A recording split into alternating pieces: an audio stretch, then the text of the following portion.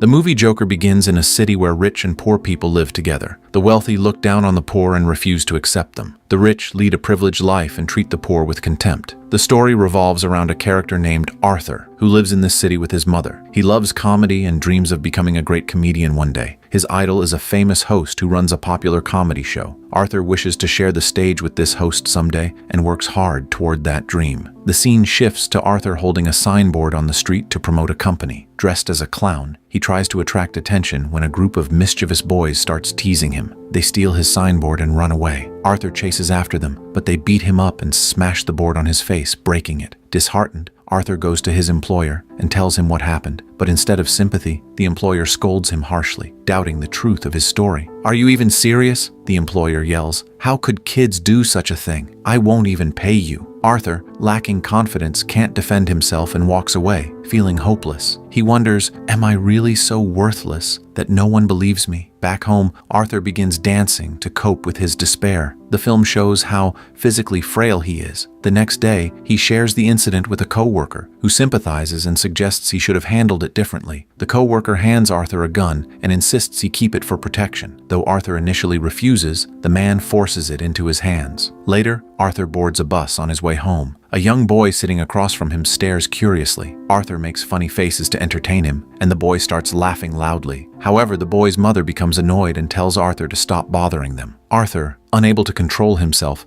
bursts into uncontrollable laughter. It is revealed that Arthur suffers from a mental condition that makes him laugh involuntarily at inappropriate times. He hands the woman a card explaining his disorder. At home, Arthur takes his prescribed medication, which he gets from a government clinic because he can't afford private treatment. One day, he visits his psychiatrist, who asks him to show his diary. As Arthur opens it, a haunting statement is written inside. "I don't want to die badly, like I have lived." Returning home, Arthur's mother asks if a letter from Thomas has arrived. Arthur replies, "No, not today either." Thomas is portrayed as a powerful businessman feared by many. Arthur's mother believes Thomas will help them if he learns about their situation. One day, while walking home, Arthur notices a single mother with her daughter. He feels drawn to her, but silently continues on his way. That evening, his mother again asks about Thomas. Frustrated, Arthur says, "He won't help us. What's your connection to him anyway?" The next day, the woman Arthur liked unexpectedly visits his home. She confronts him. "I've seen you following me." "Why?" Arthur admits. "Yes, I liked you." Surprisingly, she laughs, and they form a bond of friendship. Arthur then gets a chance to perform at a children's hospital. As he dances, the gun accidentally falls from his pocket, shocking everyone. The children are frightened, and the hospital staff is appalled. News spreads quickly, and Arthur loses his job. Desperate, Arthur calls his employer and claims it's just a toy gun. The employer, however, warns him sternly, "Don't even try lying. Your coworker has already told us everything that you forced him to give you the gun." Arthur is seen returning home on a train. 3 businessmen who work for Thomas are also present. They are harassing a woman seated nearby. Due to his mental disorder, Arthur starts laughing uncontrollably. The men think he is mocking them. Enraged, they beat him so severely that blood begins to pour from his mouth. Arthur tries to explain his condition, but they don't listen. Out of desperation, he pulls out his gun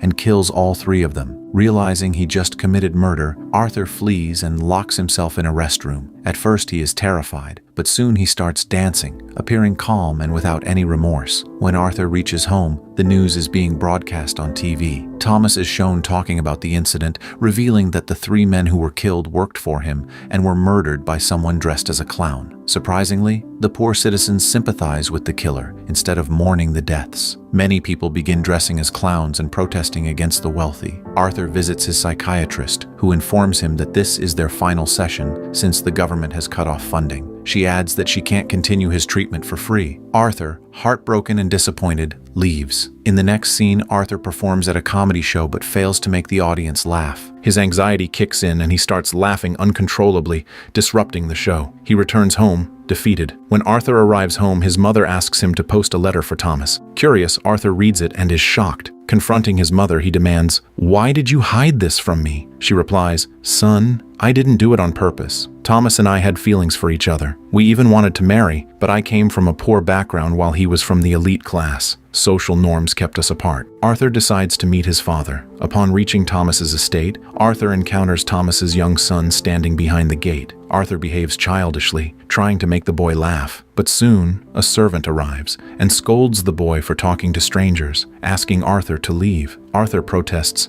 "I won't leave without revealing the truth. My mother served Thomas's household for 30 years. They loved each other. I am Thomas's son." The servant coldly replies, "You and your mother are both crazy. She made up this entire story. Thomas has nothing to do with you." Feeling sick from the humiliation, Arthur leaves. Back at home, he discovers that his mother has fallen ill and has been hospitalized. While waiting outside, 2 police officers approach Arthur, questioning him about the murders on the train. Arthur lies, saying, "I don't know anything." He realizes that the police have also interrogated his mother, worsening her condition. Inside the hospital, the single mother Arthur likes is also present. Suddenly, a news broadcast appears on TV featuring Arthur's favorite comedian, his idol. Arthur eagerly watches the show but is heartbroken when the host mocks him on national television, replaying footage of Arthur's failed comedy performance. Arthur feels shattered, thinking, "The person I admired and drew inspiration from is laughing at me." Meanwhile, Thomas returns home, and the city falls into chaos. The poor have taken to the streets wearing clown makeup, protesting against the elite. The tension between the classes has escalated significantly. Many have turned against Thomas. Arthur, upon learning this, feels a strange sense of excitement for the first time. His actions seem appreciated. The protests lead to a theater where the wealthy are watching a film. Thomas is also present. The police arrive to control the riot, but chaos breaks out everywhere. Taking advantage of the commotion, Arthur sneaks into the theater and enters the restroom, where Thomas also happens to be. Arthur approaches Thomas politely and says, "I am your son. Remember? You and my mother used to be together." Thomas coldly replies,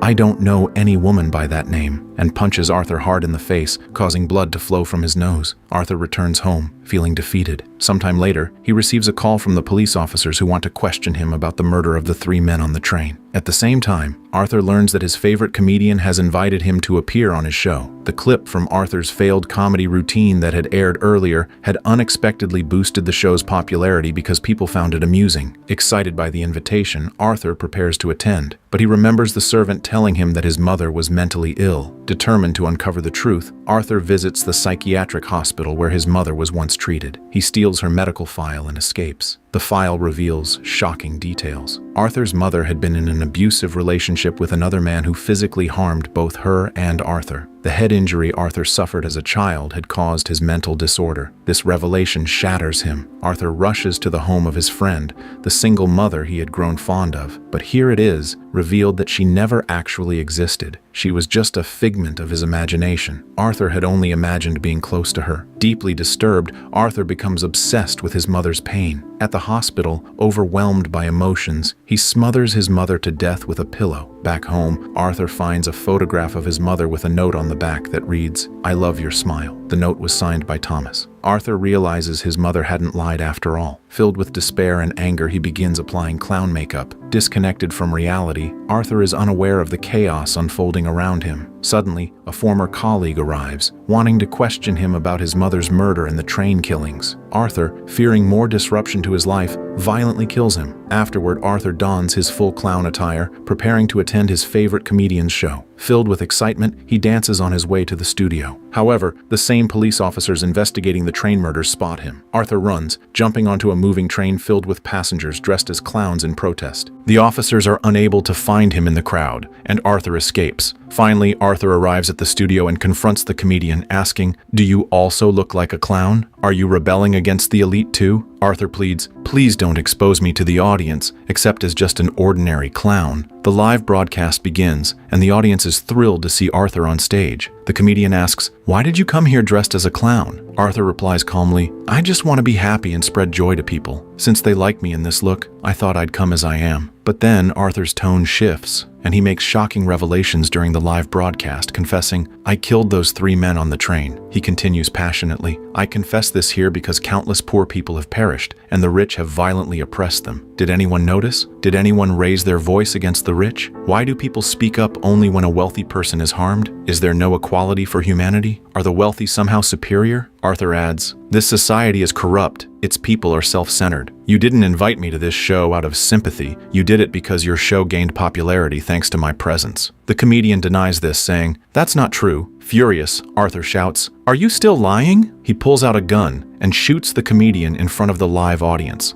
Panic ensues as terrified viewers scream and rush to escape. Here, Arthur appears filled with confidence. He is no longer afraid of anyone. The police arrest him for the crime and begin escorting him to their vehicle. On the way, Arthur notices that a large crowd has gathered to support him. People are cheering for him. Some of them hijack an ambulance and speed toward the police car, crashing into it. The police vehicle flips and crashes, freeing Arthur. Emerging from the wreckage, Arthur stands tall on the crashed vehicle, surrounded by the cheering crowd. Blood is dripping from his mouth and nose, but he doesn't care. With the blood, he draws a wide smile across his face and spreads his arms while laughing loudly. This was no ordinary smile, it was filled with pain and sorrow hidden beneath it. The people admired him as their hero. Arthur, now completely satisfied, reveled in the admiration he had never received before. Meanwhile, Thomas appears in a different scene, leaving the city with his wife and son. However, a clown standing by the side of the road pulls out a gun and shoots both Thomas and his wife, killing them instantly. The shooter, however, spares their son. The scene shifts again to Arthur, who is now in a psychiatric hospital meeting with a therapist. Arthur continues laughing uncontrollably. The therapist asks him, "Why do you keep laughing without any reason?" Arthur replies with a mysterious smile, "You'll never understand this feeling." He then walks away, leaving bloody footprints as he exits. The story reveals how a devout, innocent person became a killer. It conveys the lesson that when an innocent victim is repeatedly mistreated, they too can turn into a perpetrator. Arthur had been so broken and devastated by life's miseries